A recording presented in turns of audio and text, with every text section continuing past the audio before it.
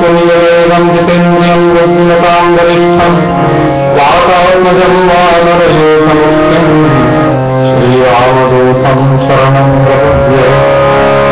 भगवान का स्मरण करें, सीताराम सीताराम सीताराम सीताराम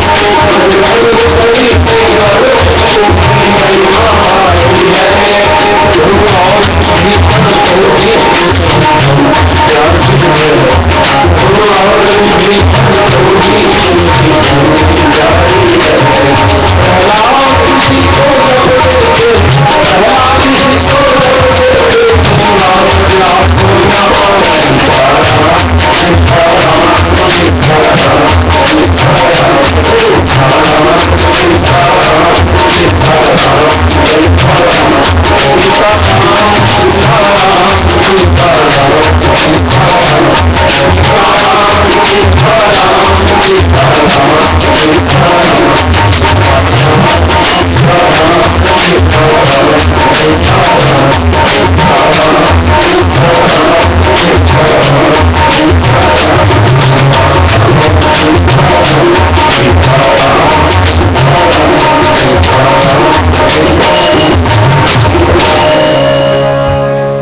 राम मंदिर में नवरात्र के अवसर पर, चैत्र रामनवमी के अवसर पर सभी भक्तों का हार्दिक स्वागत, अभिनंदन है। आज 8वां दिन है और आज के 8वें दिन की जो देवी हैं उनका नाम है अन्नपूर्णा, जो हमारे भोजन की व्यवस्था हमारी जो करती हैं। आज के दिन की देवी खासकर अन्नपूर्णा माता जी हैं। प्रथमम शैलपुत्री च, द्वितीयम ब्रह्मचारिणी, तृतीयम चंद्रघंटेति, कूष्मांड चतुर्थकम, पंचमम स्कंदमातेति, षष्ठम कात्यायनी च, सप्तमम कालरात्रि, महागौरी अष्टमम। आज 8वां नवरात्र है, कल को 9वां नवरात्र है। तो 8वें दिन की देवी का नाम है Mahagauri. Mahagauri is the 8th goddess and it gives, goddess Mahagauri gives us food. हमको भोजन means, food means you can say that she gives us job, good wealth, everything. तो ऐसी माता जी को हम लोग प्रणाम करें। कैलासाचल कंदरा लय करी, गौरी उमा शांतरी, कौमारी निगमार्थ गोचर करी, ओंकार बीजाक्षरी, मोक्ष द्वार कपाट पाटन करी, काशी पुराधीश्वरी, भिक्षाम देहि कृपावलंबन करी, माता अन्नपूर्णेश्वरी। इनका नाम अन्नपूर्णा भी है, भोजन देती हैं। तो ऐसा कई लोग अपनी रसोई घर में अन्नपूर्णा माता जी का चित्र लगा के रखते हैं। अन्नपूर्णा की कृपा, आज की देवी महागौरी अन्नपूर्णा की कृपा होती है तो हमारे घर में खाने पीने की कमी नहीं होती। हमारे घर में कोई भी मेहमान आते हैं तो वो भूखे नहीं जाते। और कभी कभी माताओं के, बहनों के, हमारी बहुओं के हाथ में इतनी विशेषता होती है माता जी की कृपा से कि वो 4 लोगों का भोजन बनाती हैं, उसमें 6 लोग भी आ जाते हैं तो उनको भी उसमें काम हो जाता है, उनको भी कम नहीं होता। ये एक विशेषता है। और ऐसे 9 देवियों को जब हम गिनते हैं तो 9 नवरात्र में, और माता के 3 ही रूप हैं। वैसे तो ये हमने 9 नाम बताए। कल की देवी का नाम सिद्धिदात्री है जो कल को होंगी। और जो 9 देवियां हैं,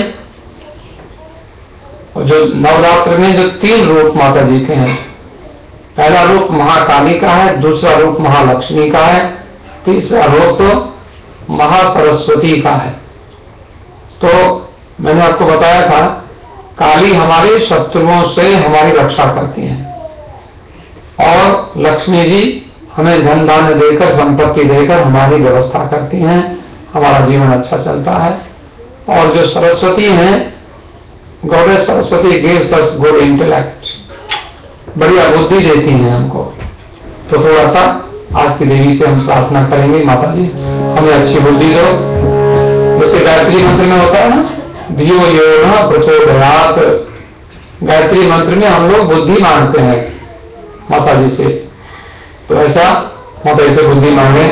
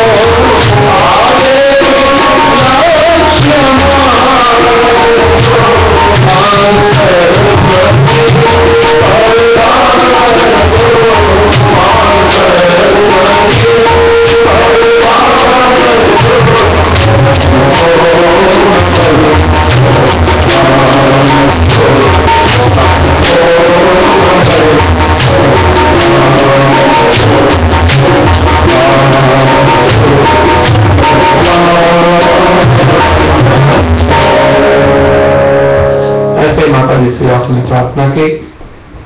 सरस्वती माता हमारे जीवन में उन्नति दे, हमारा मन अच्छे कार्यों में लगे। रामचरितमानस में एक जैसे राम जी के चरित्र की कथा है, ऐसे थोड़ा सा परशुराम जी के भी चरित्र का वर्णन किया गया है। और उसमें परशुराम जी ने जमदग्नि नाम से एक ऋषि है। देखो 7 ऋषि हैं, विश्वामित्र, जमदग्नि, भरद्वाज, गौतम, अत्रि, वशिष्ठ, कश्यप। 7 ऋषि हमारे जीवन में 7 ऋषियों का बड़ा महत्व है। 7 ऋषियों ने हमको बहुत सारी वस्तुएं प्रदान की है। और 7 ऋषि ब्रह्मा जी के पुत्र हैं और उन्होंने संसार को बनाया है। उनमें से जमदग्नि नाम के जो ऋषि हैं, उनसे कार्तवीर्य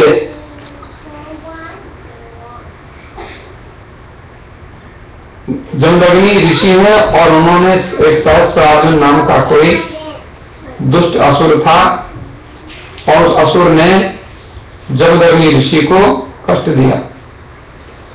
तो भगवान ने परशुराम रूप धारण किया और परशुराम का रूप धारण करके उन्होंने उस कार्तवीर्य को परशु कहते हैं फरसे को, एक फरसा लेकर, एक वेपन है स्पेशल टाइप ऑफ वेपन, एक बड़ा सा जैसे छुरी होती है काटने वाली, वैसे एक बड़ा सा एक उनके पास एक्स कह सकते हैं, कुल्हाड़ी जैसा।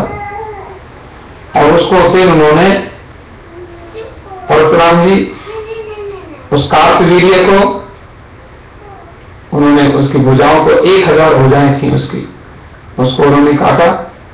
लेकिन उसके बाद में उसके परिवार वाले हुए और वो दुष्ट राजा हो गए धरती पर। तो उन्होंने उन दुष्ट राजाओं का भी एक बार नहीं 21 टाइम्स उनका संहार किया। इतने शक्तिशाली थे और सारी धरती, पूरी की पूरी धरती उन्होंने जीत ली और सारी धरती जीतकर उन्होंने फिर कश्यप नाम के जो ऋषि हैं उन महात्मा को दान कर दी और उसके बाद स्वयं एक महेंद्रगिरी पर्वत पर चले गए। लेकिन भगवान श्री राम जब धनुष तोड़ रहे थे तो महेंद्रगिरी पर्वत से वो आए थे और भगवान राम का परशुराम जी ने दर्शन किया था।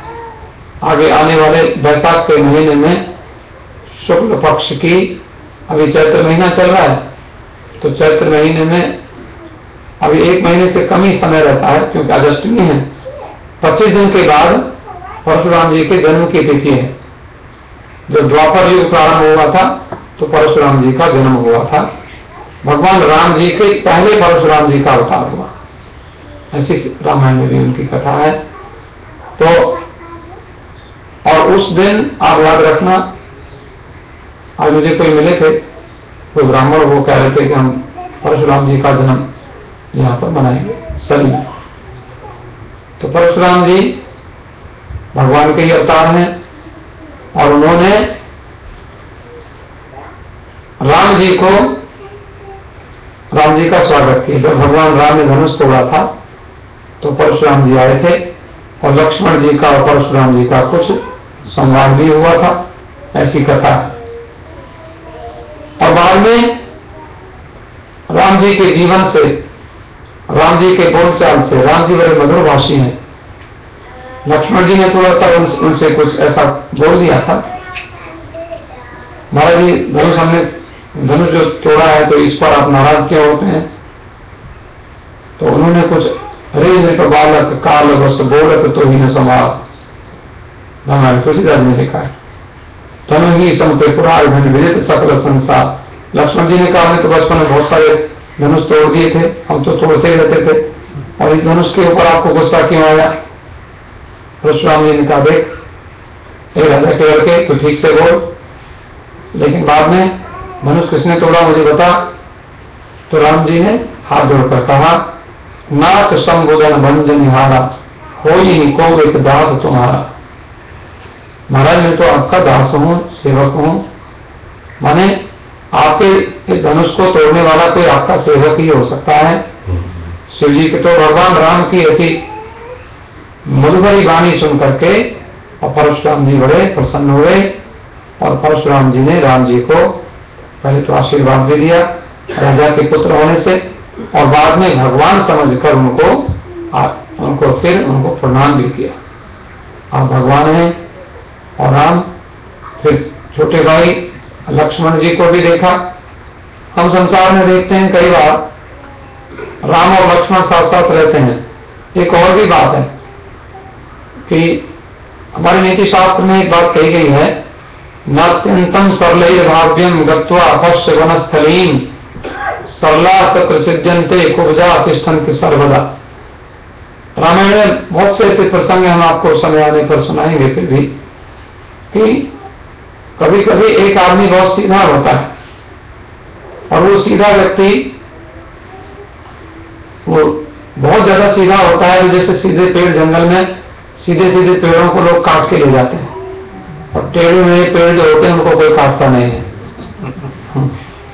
तो कहते हैं थोड़ा थोड़ा कभी कभी कुछ टेढ़ा भी होना चाहिए।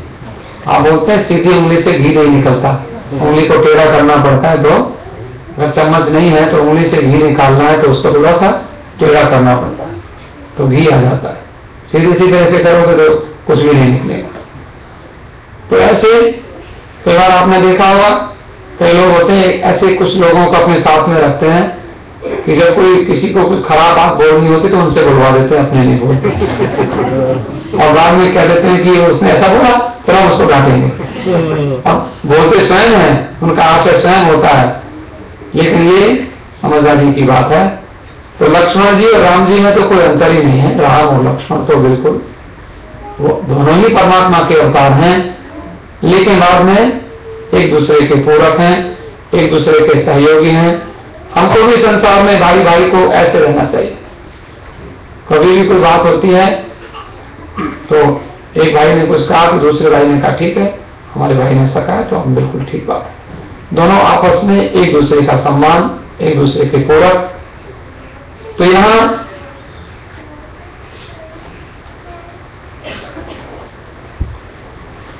भगवान श्री राम जी की एक बहुत बड़ी उदारता देखो। राम जी की पत्नी है सीता जी। एक महात्मा ने बताया कि देखो, जो भजन करने वाले होते हैं वो कैसा सोचते हैं। राम जी, सीता जी, लक्ष्मण जी, ये हम लोगों को वन में जो गए हमारे लिए वन में गए हैं कि तुम वन में रहोगे तो कैसे रहोगे। हमने कोई दुख देखा ही नहीं, लेकिन वन में भी रहना चाहिए, कभी थोड़ा दुख का भी जीवन बिताना चाहिए। आप लोग बहुत अच्छे हैं, कभी कभी आप जब लॉन्ग वीकेंड होता है तो आप कहीं ऐसी जगह घूमने चले जाते हैं जहां आपको थोड़ा सा एक दिन के लिए, कुछ घंटों के लिए थोड़ा सा अनुभव हो जाता है कि बिना सुख के भी कैसे रहा जाता है। उसमें भी आपको एंजॉय आप करते हैं, एंटरटेनमेंट आपका हो जाता है। लेकिन वही ऐसे अगर एक महीने करना पड़े तो आपको प्रॉब्लम हो जाएगी। एक दिन के लिए तो अच्छा लगता है। ऐसे अब भगवान ने धोबी के कहने से और सीता जी का त्याग किया। धोबी और धोबी के समर्थक नगर निवासी, एक महात्मा कहते हैं कि कुछ एक खाली धोबी ने ही कहा, धोबी ने कहा कि सीता जी रावण के पास रहकर आई हैं और इनको, ये सीता जी शुद्ध नहीं है। तो धोबी के साथ साथ धोबी के समर्थक भी कुछ लोग हो गए। आप लोग कितने ही बड़े हो जाएं, वेद में सामने मंत्र पढ़ा कि जो बड़े बड़े महात्मा होते हैं, ऋषि मुनि होते हैं, साधु होते हैं, उनकी भी बुराई करने वाले लोग संसार में होते हैं। तो आप ऐसा सोचेंगे ऐसा क्यों होता है। तो हमने ऐसा महात्माओं से सुना कि धोबी ने और धोबी के समर्थकों ने जो अयोध्या में ही रहते थे सीता जी की निंदा करी। तो क्या हुआ, तो सीता जी का जो कुछ थोड़ा बहुत कुछ पाप होगा या ऐसा वैसा कुछ कर्म होगा, हम लोग संसार में चलते हैं, आपकी कार से कितने कीड़े मकोड़े मर जाते हैं। आप अपने जूते पहन कर चलते हैं, कई ऐसे छोटे छोटे कीड़े भगवान ने बनाए हुए हैं, आपके जूते को सहन नहीं कर सकते, वो मर जाते हैं। तो ऐसा जो कुछ पाप हो जाते हैं छोटे मोटे, वो पाप कैसे नष्ट होंगे। तो जब कोई हमारी बुराई करता है तो हमारे पाप को अपने अकाउंट में ट्रांसफर करा लेता है। हाँ, तो इसलिए कोई बुराई करने वाला भी, कई लोग तो बड़े समझदार होते हैं, वो जानबूझ के दूसरों से बुराई करवाते हैं, बुरा करते नहीं है। और वो ऐसा कुछ देखने में लोगों को ऐसा लगता है कि ये तो बड़े खराब है। फिर जब वो अपने मुंह से कोई खराब है उनको खराब खराब कहने लगता है, तो फिर वो ये तो नियम है प्रकृति का कि उनके पाप उनके अकाउंट में चले जाते। तो सीता जी के जो कुछ छोटे मोटे पाप रहे होंगे वो सब उनके अकाउंट में ट्रांसफर हो गए।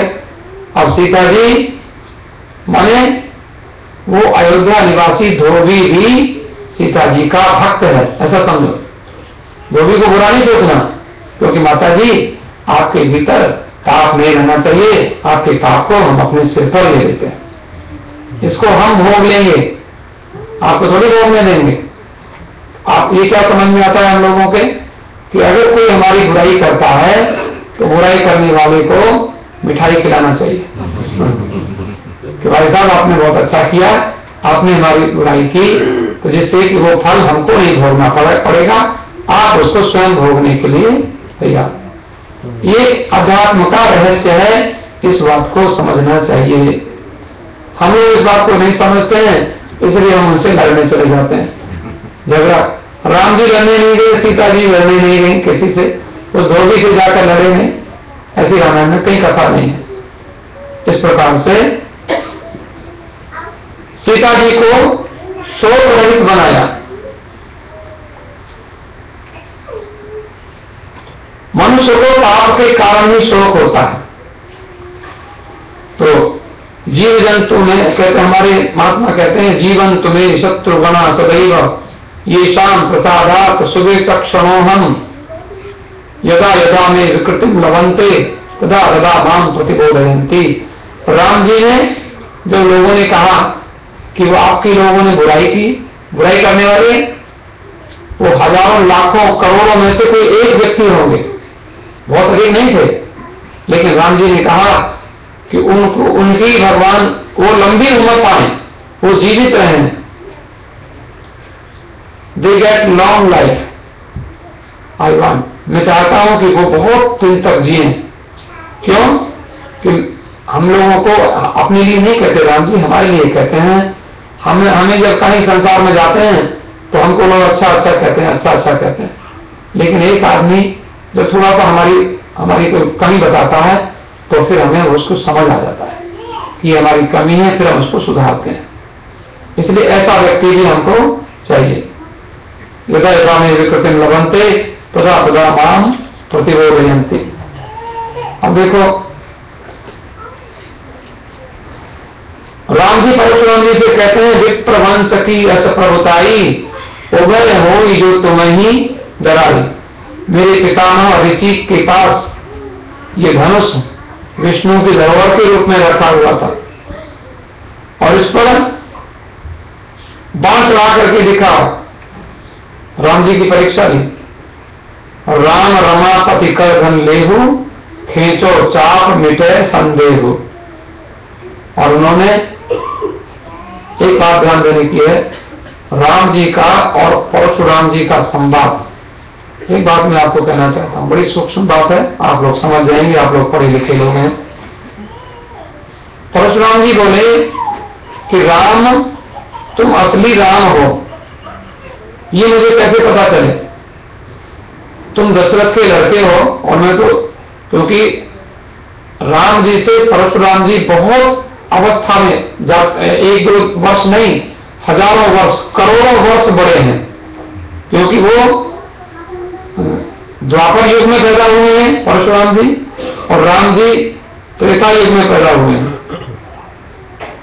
सतयुग, त्रेता, द्वापर, कलयुग।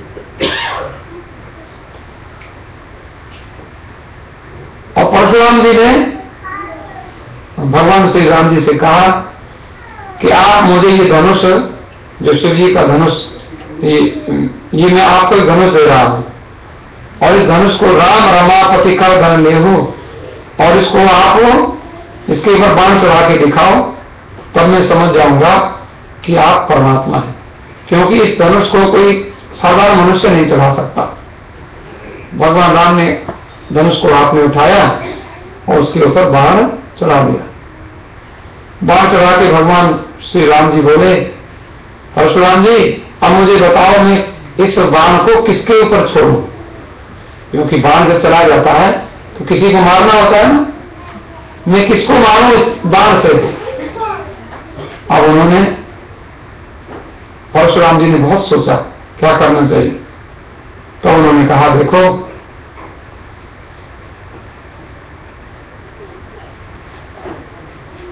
आप मुझे लक्ष्य बता दीजिए, आप इस धनुष को, इस बाण को मैं कहां छोड़ूं? तो आप ब्राह्मण हैं, विश्वामित्र जी की बहन के पौत्र हैं। गुरु विश्वामित्र राम जी से, जो राम जी के साथ रहे, राम जी ने उनसे विद्या पढ़ी, और उसकी बहन के ग्रैंडसन है परशुराम जी। तो मैं इस धनुष तो मैं चला दूंगा, लेकिन आपके ऊपर तो बाण छोड़ नहीं सकता, और ये मैं जिसके ऊपर बाण छोड़ दूंगा वो, उसका तो जीवन रहेगा नहीं, वो तो नष्ट हो जाएगा। उसने कहा ठीक है। तब उन्होंने, परशुराम जी ने एक बहुत बढ़िया बात कही कि तपोबल से अर्जित पुण्य लोकों का नाश करूं। मैंने कश्यप को धरती दान दी थी, तो धरती पर नहीं रह सकता, और मुझे रात्रि में महेंद्र पर्वत पर जाना पड़ता है। वह शक्ति मुझे चाहिए, पर मेरे पुण्यों के ऊपर अपना बाण चला दीजिए, मेरे पुण्यों को नष्ट कर दीजिए। क्यों? मैं अपने पुण्यों को कीर्ति के रूप में देखना नहीं चाहता। मैंने जितने पुण्य किए हैं इनको बाण चला के नष्ट कर दीजिए। क्यों? हम कोई जब दान करते हैं ना, हम कोई जब पुण्य करते हैं तो हमको थोड़ा अहंकार हो जाता है। तो मैंने जो पुण्य किए हैं उससे मुझे जो अहंकार होता है, आप मेरे पुण्यों को नष्ट कर देंगे। मुझे पुण्यों से किसी लोक की प्राप्ति नहीं चाहिए, किसी सुख की प्राप्ति नहीं चाहिए। तो फिर इस तरह से नष्ट कर दो और इसको पूर्व दिशा में छोड़ दो। तो जय रघुकुल तिलक, तुम्हारी जय हो। और जनक, तुम बड़े पुण्यात्मा हो।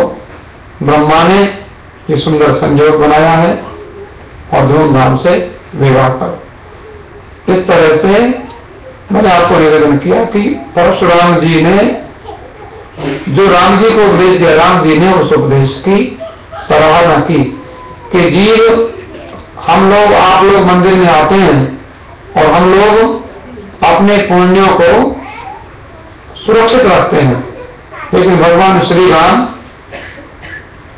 और लक्ष्मण और परशुराम जी के संवाद में हम लोगों को शिक्षा मिलती है कि जब तक हमारे पुण्य रहते हैं तो पुण्य भी हमको स्वर्ग आदि की प्राप्ति कराते हैं। और या हमें पुण्य करने का, हमने दान किया, हमने भजन किया, हमने तपस्या की, ऐसा अभिमान जब हमको रहता है तब तक हमें भगवान की प्राप्ति नहीं होती। ये थोड़ा सा उपदेश है, यहां से समझना चाहिए। अब मैं आपसे प्रार्थना करूं, थोड़ा सा मेरे साथ साथ थोड़ा सा गुनगुनाइए, थोड़ा गाएंगे।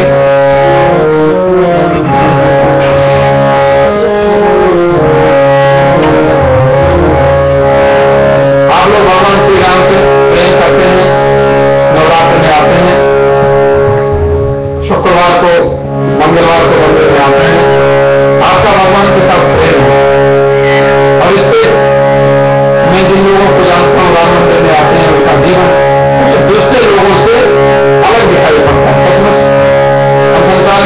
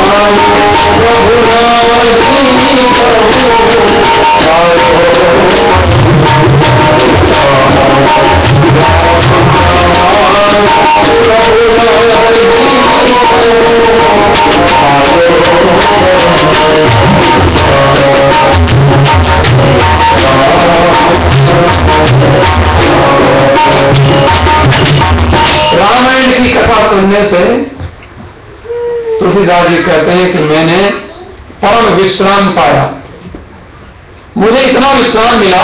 विश्राम माने हम लोग कहते हैं कोई किसी से पूछो भाई, किसी का टेलीफोन आया मेरे पास कल, तो मैंने कहा सत्संग में नहीं आ रहे, I am tired, I can not come today.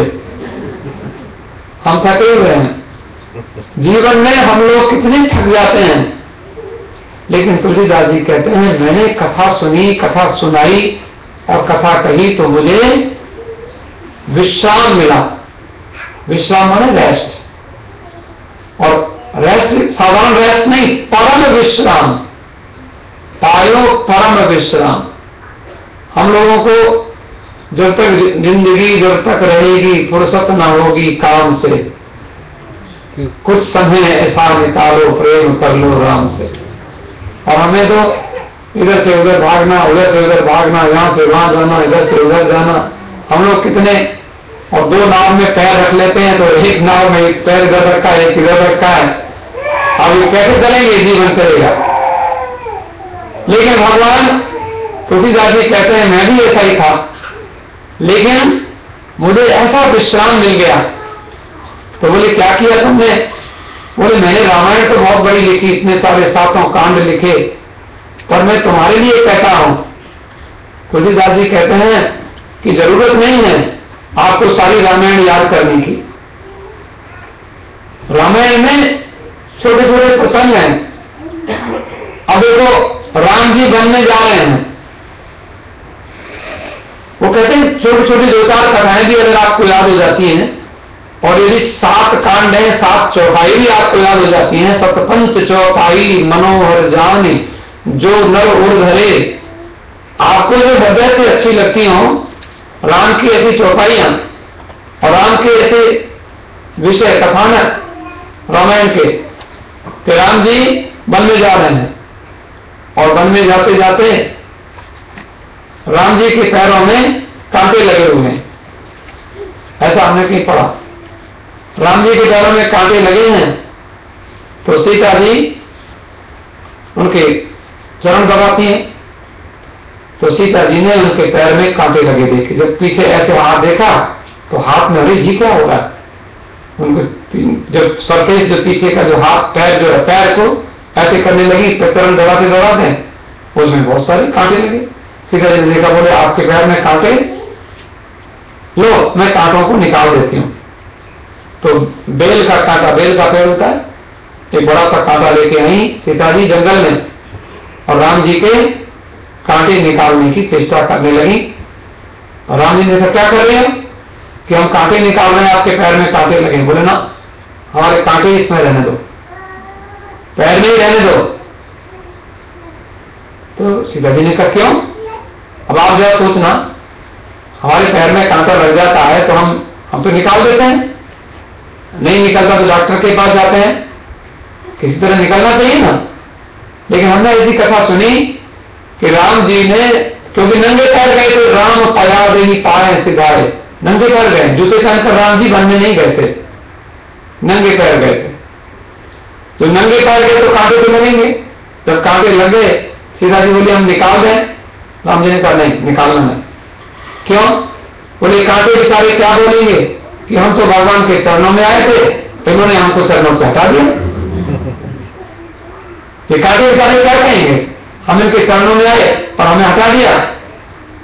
तो बोले ना, सीता जी ने कहा नहीं, ऐसा है जब आपसे कांटे ऐसा बोलेंगे तो मेरा नाम लगा देना कि मैंने नहीं हटाया।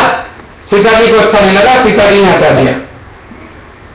उस समय राम जी कहते हैं तुम कहती तो ठीक हो, मैं तुम्हारा नाम ले दूंगा, लेकिन तुलसीदास जी ने हमारे और तुम्हारे बारे में क्या लिखा है?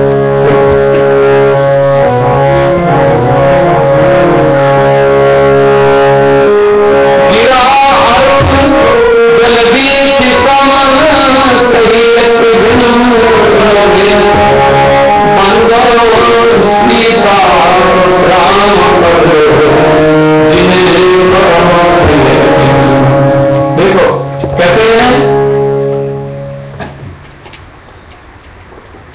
सीता, तुलसीदास ने लिखा कि हम सीताराम के चरणों का वंदन करते हैं, जिनको खिन्न लोग प्रिय, खिन्न लोग माने जो राम लव डिप्रेस्ड पीपल, जो डिप्रेशन में चले जाते हैं, राम उनको प्यार करते हैं।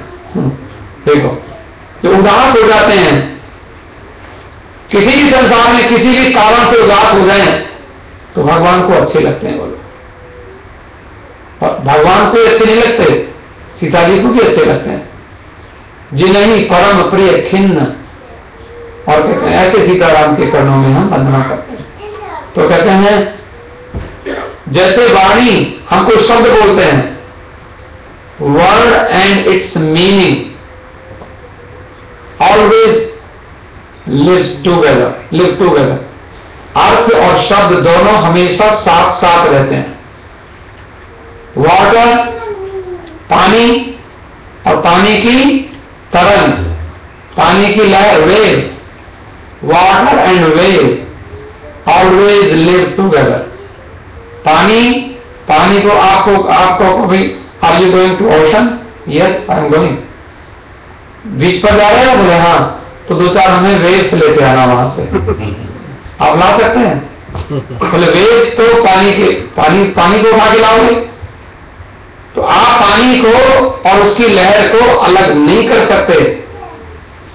तो राम जी ने कहा कि सीता जी, तुम जो कह रही हो कि तुम्हारा नाम लगा देंगे कि तुमने कांटों को निकाल दिया, तो राम और सीता तो ऐसे अलग अलग नहीं हो सकते जैसे पानी और पानी की लहर अलग अलग नहीं हो सकते।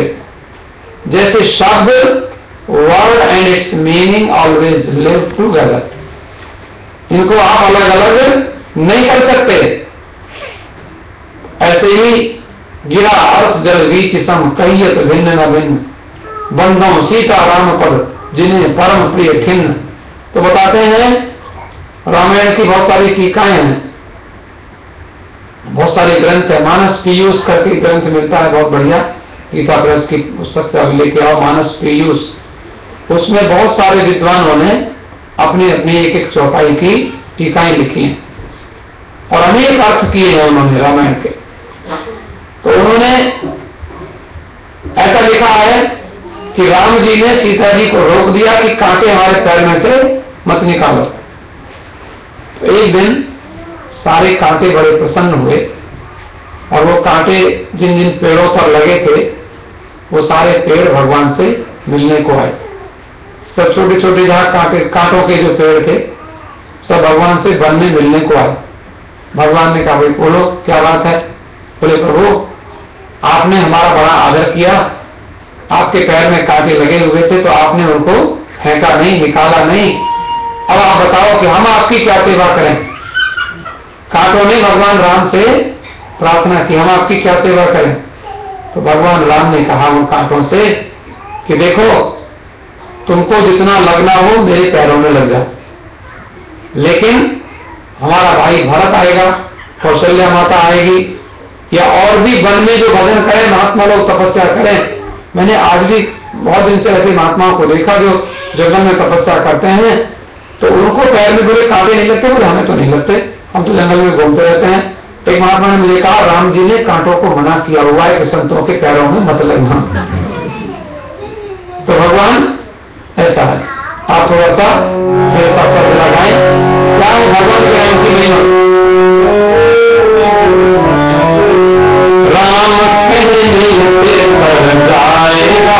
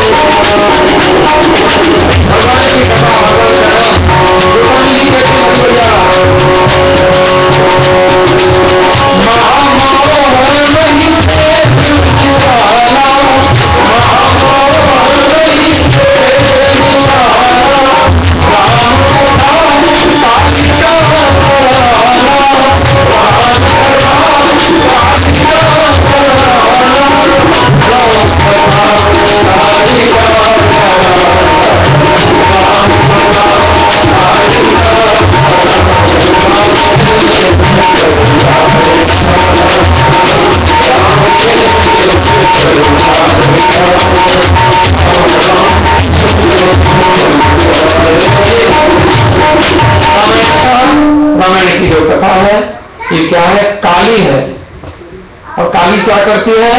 काली का एक नाम है महिषासुर मर्दिनी। महिषासुर क्या है? हमारे जीवन का मोह, मोह माने अटैचमेंट, और ये राम की कथा हमारे अटैचमेंट को हटा देती है, क्योंकि राम एक क्षण भी नहीं लगाते और सारे उसको घर को छोड़ के और वन में चले जाते हैं, और फिर रावण की लंका को जीत लेते हैं और एक क्षण भी नहीं लगाते, लंका को उसके रावण के भाई को दे देते हैं। देखो, तो हमारी जो कथा जो है ये अटैचमेंट को, मोह को दूर करने वाली। और इसी संसार में हम लोगों ने देखा, कई लोगों के घर में जाकर देखो, उनके घर में इतना कबाड़ भरा पड़ा रहता है कि वो सारी ये चीज भी फेंकने की नहीं है, ये भी गार्बेज नहीं करना, ये भी गार्बेज नहीं करना, तो सारा घर गार्बेज बन जाता है। तो हमें अटैचमेंट उनसे हटाना पड़ता है, और नहीं तो घर में हम सो भी नहीं सकते, बैठ भी नहीं सकते, कहीं उठ भी नहीं सकते, क्या करें? बहुत बड़े नए नए कपड़े होते हैं, ये फेंकने के हमने बहुत महंगे लिए थे, लेकिन ऐसे ऐसे तो हजारों जोड़े आपके घर में हो गए हैं, क्या करोगे? तो अटैचमेंट मिटाना पड़ता है। तो मैं आपको अधिक समय न लेते हुए, आप बड़े ही समझदार हैं और बहुत ही भगवान की कृपा आपके ऊपर है, तो आप कल की कथा प्रसंग में आप भगवान का जन्म की कथा सुनेंगे। मैं भी प्रयत्न करूंगा कि आप सब लोगों को, और विशेषता यह है कि जो 9 दिन में नवरात्र में आपने कथा सुनी है, और उसका यही फल होना चाहिए कि आपको कम से कम आपके इसी जीवन में परमात्मा की प्राप्ति हो जाए। और वैसे तो 9 दिन में कुछ आभास हमको होना चाहिए कि परमात्मा हमारे साथ हैं। परमात्मा तो हमारे साथ है ही, लेकिन हमें आभास हो नहीं पाता है। इसके लिए मैंने आपको निवेदन किया अभी कि 7 चौपाई रामायण में से हमारे एक महात्मा ने मुझे बताई थी, बचपन में मुझे अभी तक याद है, कि बालकांड में सी राम में सब जगजानी, करो प्रणाम जोर जो पानी। ये चौपाई याद कर लो, सीताराम सब राम सारे संसार में रहते हैं। और अयोध्या कांड में ये चौपाई याद कर लो, रघुकुल रीत सदा चली आई, प्राण जाए वर वचन न जाए।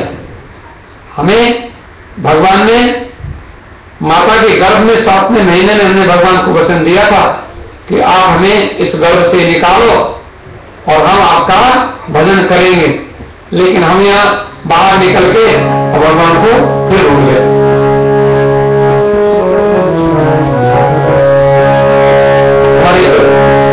अगर हम है तैयार तो पाप कमाने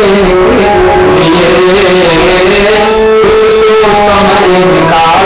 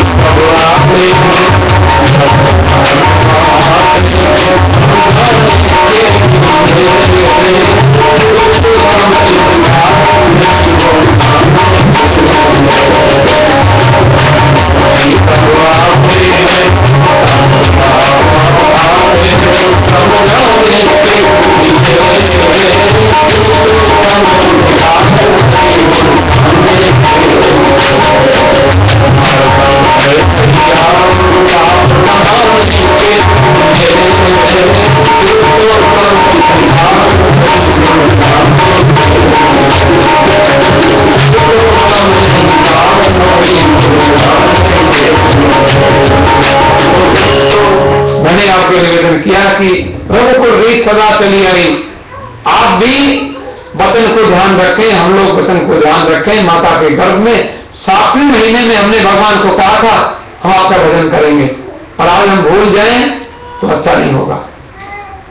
और अरण्य कांड में जो बड़ी अच्छी बात कही गई कि हम लोग अभिमान को छोड़ने की बात करते हैं, लेकिन अस अभिमान जाई जनी भोरे, मैं सेवक रघुपति पति मोरे।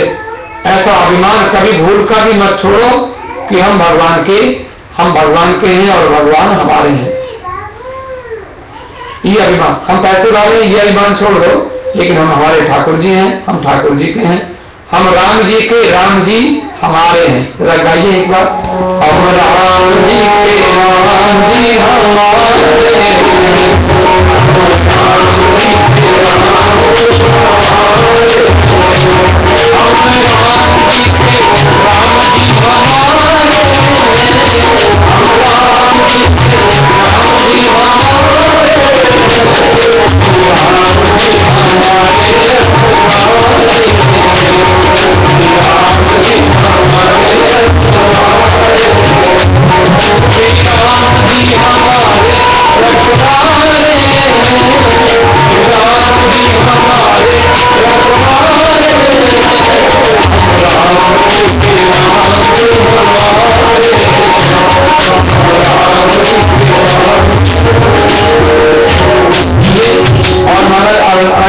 चौथे कांड में, किष्किंधा कांड में, अब प्रभु कृपा करो यही भांति, सब करी भजन करो दिन रात।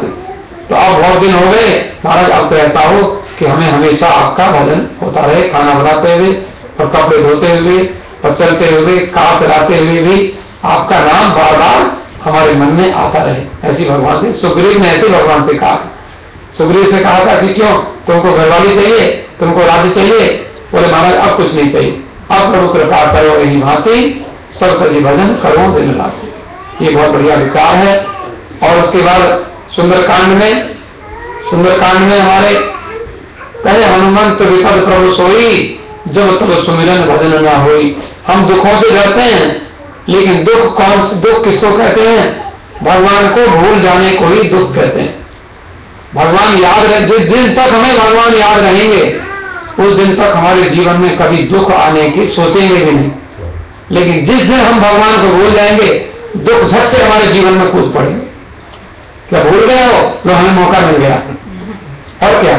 इसलिए कहे हनुमान जी ने कहा है, कहे हनुमंत विपद प्रभु सोई, जब तब सुमिरन भजन न होई।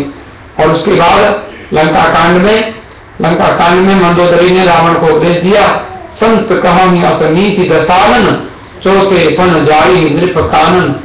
जब हम बूढ़े हो जाए तो रावण को उपदेश किया कि तुम बूढ़े होकर के दूसरे की घरवाली को चुरा करके ले आए।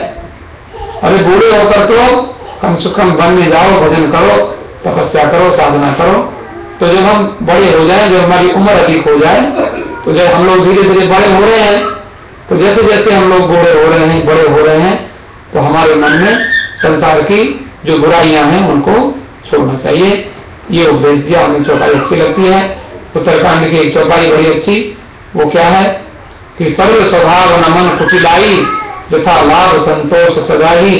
जीवन में सरलता हो, सहजता हो, मन में कुटिलता ना हो। और अंत में दो पंक्तियां गुनगुनाते हुए आरती करेंगे। क्या कहना होगा? तुम्हारे नाम की माला मेरी सांसों में बस जाए, तुम्हारे नाम की माला